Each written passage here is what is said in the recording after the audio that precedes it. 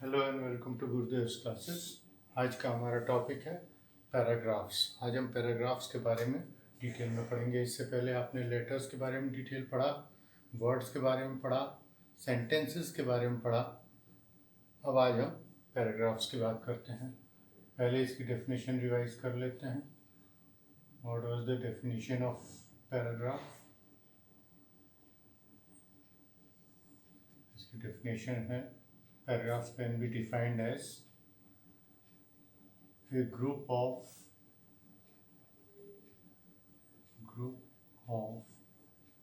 sentences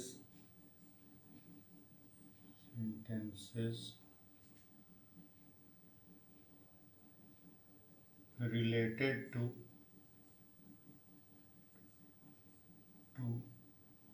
a common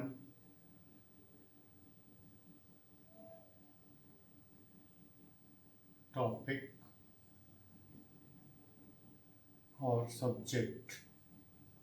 मतलब किसी एक ही टॉपिक या सब्जेक्ट से रिलेटेड कई सेंटेंसेस का ग्रुप अगर हम रखते हैं तो उसको हम कहते हैं paragraph. Is called paragraph.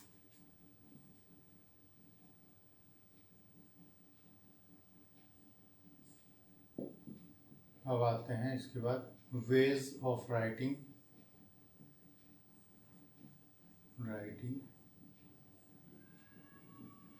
Paragraph. Paragraph को कितने तरीके से लिखा जाता है इंग्लिश लिटरेचर में या फिर ग्रामर टर्म, दोनों में। इंग्लिश में हम पैराग्राफ को कितने तरीके से लिख सकते हैं, किसी भी लैंग्वेज में बेसिकली है। यहाँ हम चूँकि इंग्लिश पढ़ रहे हैं इसलिए इंग्लिश के टर्म में बोलेंगे। First is prose. इसको हम हिंदी में कहते हैं गद्य।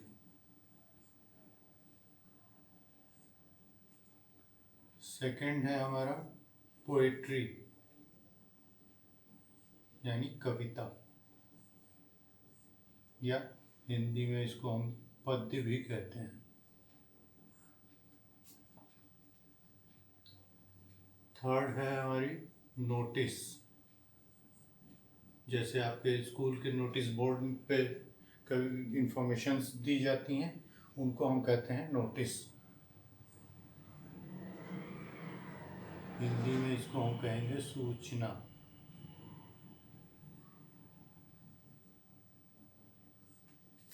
और चौथी है हमारी लेटर्स यानी चिट्ठियां या पत्र।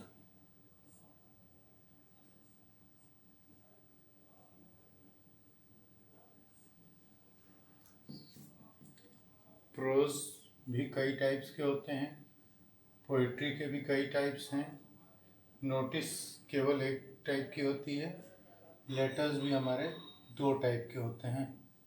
एक होते हैं फॉर्मल और दूसरे होते हैं इनफॉर्मल।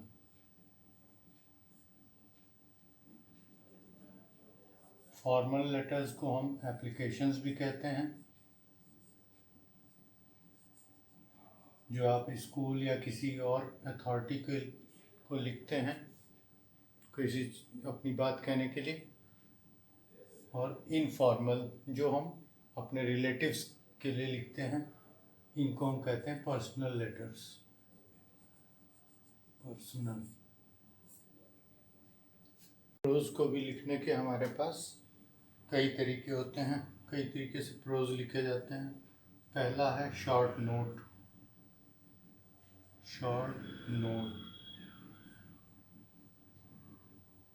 शॉर्ट नोट को हम एस्से भी कह सकते हैं।